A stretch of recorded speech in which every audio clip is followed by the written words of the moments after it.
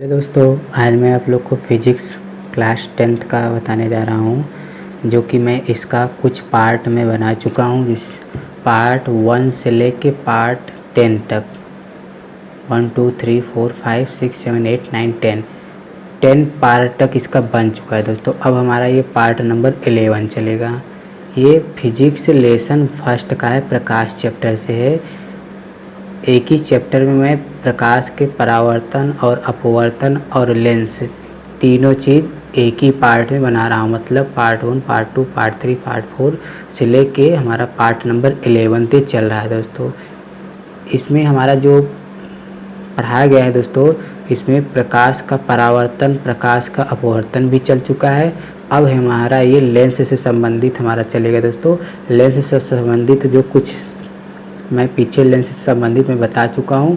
अब इसमें लेंस सूत्र चलेगा। लेंस सूत्र कैसे प्राप्त किया जाता है दोस्तों, वही मैं आप लोग को बताऊंगा। वैसे तो लेंस का जो हमारा सूत्र होता है, वो लेंस सूत्र हमारा दोस्तों ये होता है। आप लोग अगर लिखना चाहते हो तो आप लोग लिख सकते हो।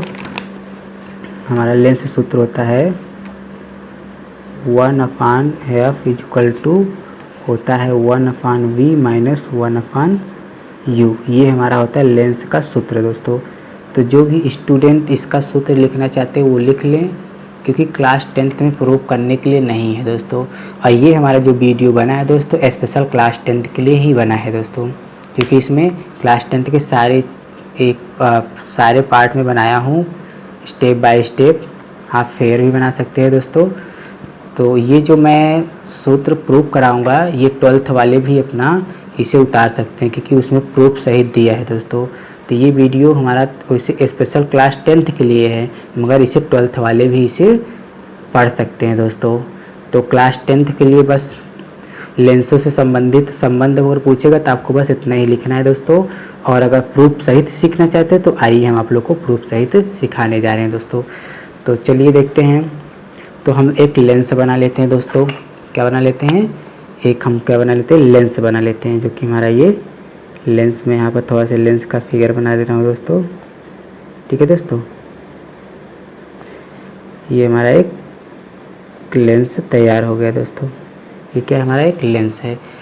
अब इसी लेंस में हमको क्या करना है दोस्तों, यहाँ पर एक हमको कुछ लेना है वस्तु। यहाँ पर क्या लेना है? एक वस्तु लेनी है दोस्तों। यहीं पर हमको क्या लेनी है? एक आप वस्तु ले लीजिए यहीं पर कहीं। ये मैं यहाँ से एक वस्तु लिया दोस्तों, यहाँ से एक वस्तु लिया। अब यहाँ से वस्तु लेने के बाद क्या करना है दोस्तों, आप इसे बीच में यहाँ पर, तो अब इसमें क्या करना है दोस्तों, यहाँ से आप इसको क्या करना है, लेंस पर यहाँ से कोई प्रकाश की किरण, कोई लेंस पर मैंने जब यहाँ से कोई वस्तु से जब मैं प्रकाश किरण लेंस पर डाला, तो ये हमारा यहाँ पर कोई अभिलंब खींच लेते हैं दोस्तों। तो यहाँ से ये जाएगा, टकराएगा जब दोस्तों, तो ये हो जाएगा हमारा परावर्तित हो जाएगा दोस्तों। तो यहाँ से ये हो जाएगा परावर्तित हो जाएगा दोस्तों। तो हमारा कुछ इस प्रकार से यहाँ पर ये परावर्तित होगा दोस्तों। ये इस प्रकार से हमारा यहाँ पर परावर्तित होगा दोस्तों। यहाँ पर परावर्तित हो गया। अब एक हम यहाँ पर होता है सेंटर पॉइंट दोस्तों। यहाँ पर क्या होता है हमारा? Centre point. और ये जहाँ कटा है दोस्तों, हम इसे बोलते हैं F2 बोलते हैं। इसे बोलते हैं हम F2, यहाँ पर जो कटा है। और यहाँ पर इसकी दूरी ये C हो गई, तो यहाँ पर हम मान लेते हैं इसे D मान लेते हैं। ये पॉइंट D मान लेते हैं दोस्तों। ठीक है दोस्तों। अब हम एक प्रकाश किरण और डालते हैं। आपको पता है कि वो प्रकाश किरण कहाँ से जाती है दोस्तों? सेंटर से होकर जाती है।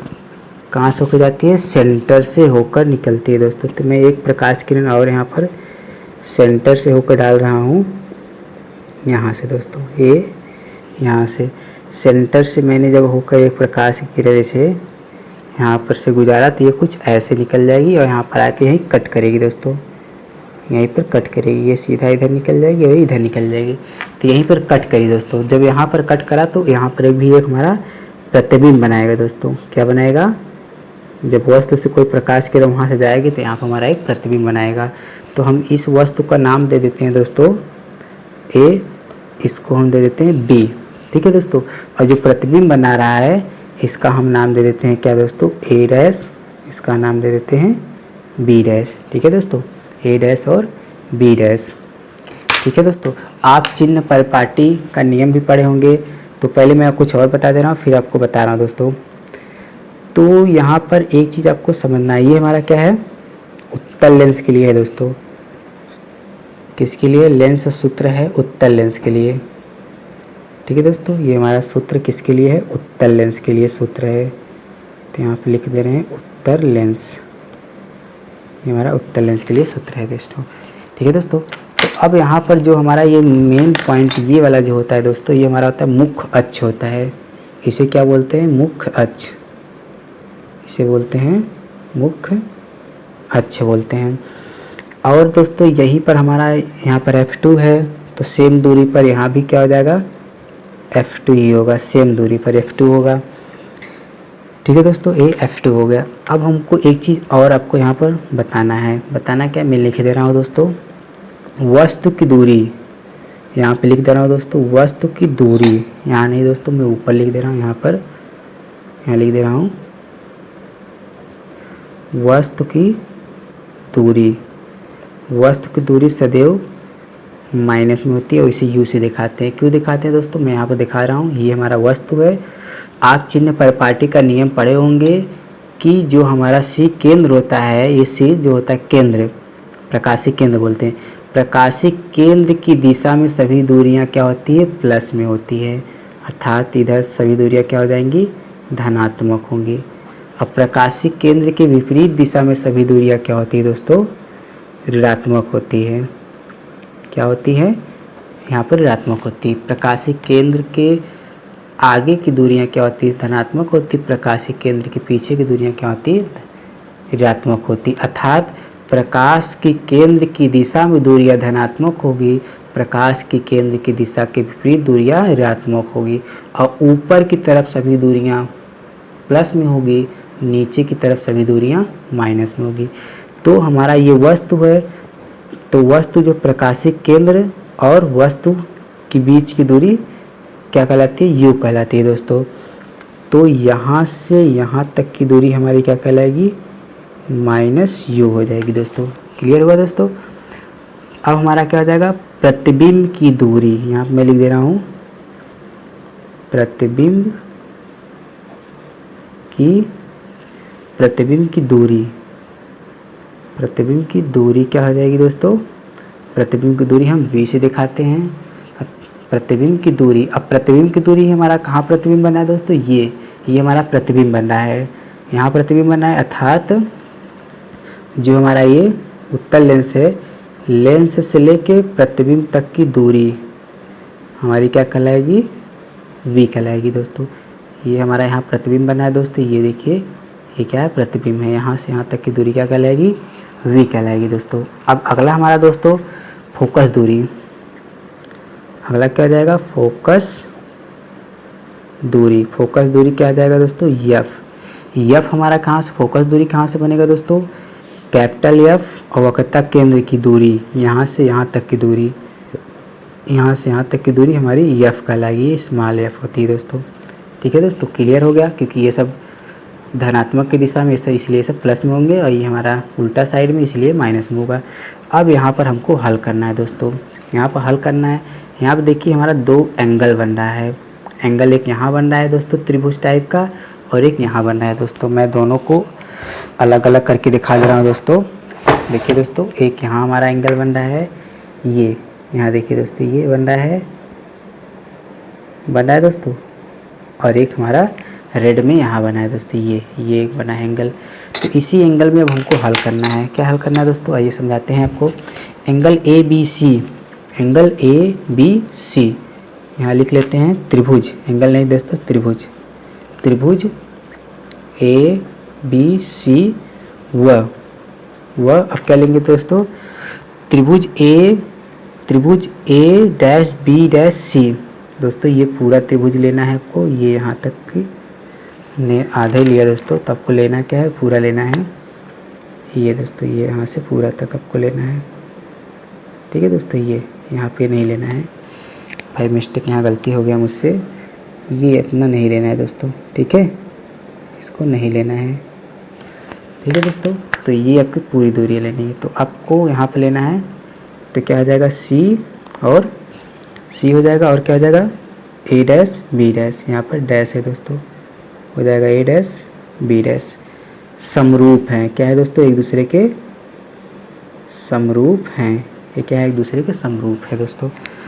अब आगे दोस्तों क्या करना है, अब हमको इसी में क्या करना है, अब इसी में हमको लेना है लंब बटे, दोनों का लंब बटे लंब लेना है, इक्वल टू आधार बटे आधार लेना है, आधार बटे आधार लेना है। इसका लंब क्या आ जाएगा दोस्तों, इसमें इसका लंब क्या है, इसमें इस वाले एंगल में लंब क्या है दोस्तों, ए और सी है, क्या है दोस्तों, लंब क्या है हमारा,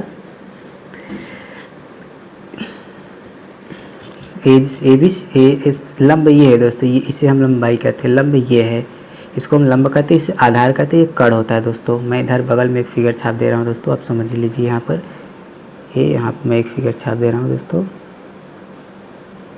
इसे बोलते हैं लंब, इसे बोलते हैं कड़, इसे बोलते हैं, सॉरी दोस्तों, इसे बोलते हैं क्या, लंब नहीं, इसे बोलते हैं आधार, इसे बोलते हैं आधार, इसे बोलते हैं लंब, ठीक है दोस्तों, इसे बोलते हैं लंब। तो यहाँ पर लंब बटे लंब मतलब पहले वाले एंगल का लंब लेंगे तो ए बी है, तो पहले वाले एंगल का हो जाएगा लंब ए बी बटे, अब दूसरे वाले एंगल का लंब कौन है दोस्तों, ए डैश बी डैश, क्या है दोस्तों, A dash B dash equal to, फिर अब पहले वाले का आधार लेंगे, आधार कौन होता है दोस्तों, नीचे वाला, क्या हो जाएगा ए सी, तो हमारा हो जाएगा ए सी बटे, फिर दूसरे वाले का आधार, आधार कौन दोस्तों, इसमें इस पूरे एंगल में आधार कौन है, ये है आधार ए डैश सी, क्या है दोस्तों, हमारा हो जाएगा ए डैश सी, ठीक है दोस्तों। अब यहाँ पर हमारा एक इक्वेशन बन गया फर्स्ट, इक्वेशन फर्स्ट बन गया। अब हमको अगला एंगल लेना है त्रिभुज सी डी एफ टू, क्या लेना है, सी डी एफ टू। अब ये डी कहाँ है दोस्तों, यहाँ पर है, यहाँ पर दिख रहा है, तो सी डी एफ टू लेना है दोस्तों। एक एंगल हमारा यहाँ बन रहा है सी डी एफ टू, देख रहे हैं दोस्तों, एक एंगल हमारा यहाँ भी बन रहा है, दिख रहा होगा दोस्तों, ये देखिए, ये यहाँ पर एक एंगल यहाँ भी बन रहा है दोस्तों, ये देखिए यहाँ पर त्रिभुज टाइप का एक त्रिभुज हमारा यहाँ भी बन रहा है, ये देखिए, फिर से मैं यहाँ पर दिखा दे रहा हूँ दोस्तों, ये बन रहा है एक त्रिभुज, तो सी डी एफ टू व, और कौन बन रहा है, और हमारा F2 और A डैश B डैश बन रहा है, F2 A dash B dash ये बना है दोस्तों, देखिए ये में जो भी यहाँ पर ये बना है दोस्तों, ये छोटा वाला, ठीक है दोस्तों, अर्थात ये वाला इसके समरूप है, ये इसके समरूप है, और ये पूरा एंगल ये पूरा ये बड़े वाले के समरूप है दोस्तों, ठीक है दोस्तों। तो यहाँ पर देखिए F2 A dash B dash, यहाँ भी एक छोटा एंगल बना है दोस्तों, ये देखिए छोटा सा है, ये छोटा सा बना है दोस्तों, ये बना है ना। अभी हम पहले वाले में क्या लिए थे, बड़ा वाला लिए थे, अब इसमें क्या देखिए छोटा एक बना है F2 A dash B dash, यहाँ देखिए छोटा सा बना है ना दोस्तों, देखिए त्रिभुज बना है हमारा एक यहाँ पर, तो एक यहाँ त्रिभुज बना है। तो इसमें भी हम क्या ले लेते हैं दोस्तों, आज लंब बटे लंब ले लेते हैं, तो इसमें लंब का क्या है दोस्तों, CD है, क्या है इसमें, इस वाले में क्या है, पहले वाले त्रिभुज में लंब क्या है, C और D है, तो हम यहाँ लिख लेते हैं दोस्तों C और D बटे दूसरे वाले में, इसमें इस वाले में लंब कौन है दोस्तों, तो यहाँ पर हमारा छोटा वाला ये एंगल है त्रिभुज, इसमें क्या लंब है F2 A डैश, क्या है दोस्तों, तो यहाँ पर जो हमारा ये इसमें लंब है ये दोस्तों, ये इसका लंब है A dash B dash equal to, अब आधार लेंगे दोनों का आधार, इसका आधार क्या है CF2 है, क्या है दोस्तों, यहाँ पर लिख देंगे, दे रहे हैं CF2 बटे इस छोटे वाले एंगल, इस वाले एंगल का आधार क्या है दोस्तों A डैश F2, क्या आ जाएगा दोस्तों A dash F2। Question number second हो गया दोस्तों। अब आपको एक चीज़ और यहाँ पर समझना है दोस्तों, चूँकि एक चीज़ आपको यहाँ पर लिख देना है, जो CD है CD के बराबर AB है दोस्तों, यहाँ पर जो सी डी है, इस सी डी के बराबर देखने को मिल रहा है आपको ए बी मिल रहा है दोस्तों। देखिए इस सी डी के बराबर, देखिए सी डी के बराबर कौन है, ए और बी है। तो जहाँ सी डी है वहाँ पर हम क्या लिख सकते हैं, ए बी लिख सकते हैं दोस्तों, लिख सकते हैं। तो अर्थात सी डी के स्थान पर हम क्या लिखेंगे, ए बी बटे A dash B is equal to C F two और ए डैश एफ टू। इतना हो जाएगा, इक्वेशन नंबर 3 हो जाएगा दोस्तों। ये हमारा क्या हो जाएगा, इक्वेशन नंबर 3। अब हमारा जब इक्वेशन नंबर 3 हो गया दोस्तों, तो अब इसी में हमको समझना क्या है, तो आइए हम समझ लेते हैं इसको दोस्तों। यहाँ पर हमको एक चीज़ दिख रहा है, क्या चीज़, कि हमारा जो इक्वेशन नंबर 1 और 3 है, 1 और 3 नंबर, यहाँ पर आपको दिख रहा होगा कि यहाँ पर इक्वेशन नंबर, यहाँ पर मैं लिख दे रहा हूँ दोस्तों, तब आपको समझ में आएगा। यहाँ पे लिख दे रहा हूँ, समीकरण 1 व 3 को हल करने पर, जब समीकरण 1 और 3 को हल करेंगे तो ए बी बटे ए डैश बी, यहाँ भी हमारा ए बी बटे ए डैश बी, ये दोनों तरफ देखिए समान मिल रहा है दोस्तों, मिल रहा है दोनों समान। ये देखिए दोस्तों दोनों क्या है, समान है। जब दोनों समान है तो ये आपस में क्या हो जाएंगे, कट जाएंगे।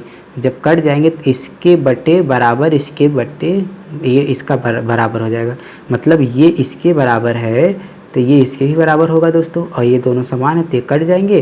तो हमारा बचेगा ए सी बटे A dash C is equal to C F two A dash F two, यही बचेगा दोस्तों। जब इसको हल करेंगे तो ये दोनों समान है, जब ये दोनों समान है तो ये बराबर में आएंगे तो कट जाएंगे दोस्तों। तो बचेगा हमारा क्या, A C upon A dash C is equal to C F two upon A dash F two, यही बचेगा दोस्तों। ठीक है दोस्तों, ये हमारा ये बचेगा। अब यहाँ पर एक चीज़ और हमको नोट पॉइंट में समझना है, उसे मैं आपको समझा दे रहा हूँ। नोट पॉइंट में यहाँ पर समझ लीजिए दोस्तों, नोट पॉइंट में समझना क्या है, जो हमारा ए डैश सी है वो माइनस एफ टू सी, ठीक है दोस्तों, ए डैश सी है वो माइनस एफ टू सी, मतलब जहाँ हम क्या कर सकते हैं दोस्तों, सीधा सीधा आप लिख दीजिए, या तो आप आगे समझते हैं दोस्तों, फिर आपको भी क्लियर हो जाएगा कि मैंने ये क्यों लिखा है दोस्तों। तो आइए हम समझ लेते हैं। यहाँ पर दोस्तों थोड़ा सा अब यहाँ पर समझिएगा, ये हमारा ये जो दूरी है, ये दूरी हो जाएगी v माइनस एफ हो जाएगी दोस्तों, v माइनस एफ। ठीक है दोस्तों, मैं आपको समझा दे रहा हूँ।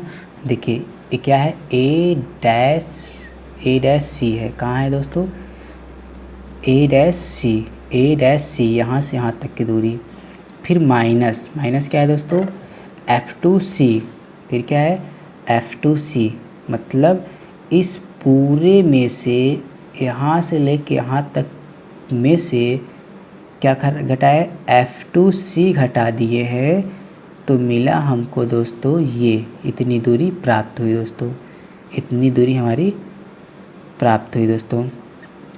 अर्थात जो इतनी दूरी है वो हमारे, मतलब इस पूरे में इस पूरी दूरी क्या है दोस्तों, v है और f है, v है और f है। तो इसमें में से हम घटाए हैं ना दोस्तों, पूरी दूरी में से इसको और इसको मैंने घटा दिया है दोस्तों, तो वही चीज़ यहाँ पर लिखा गया है।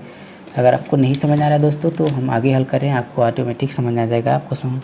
तो हम यहाँ पर एक चीज़ और लिख रहे हैं दोस्तों, जो ए सी है हमारा, ए और सी, तो जो हमारा ए से लेके सी तक की दूरी है दोस्तों,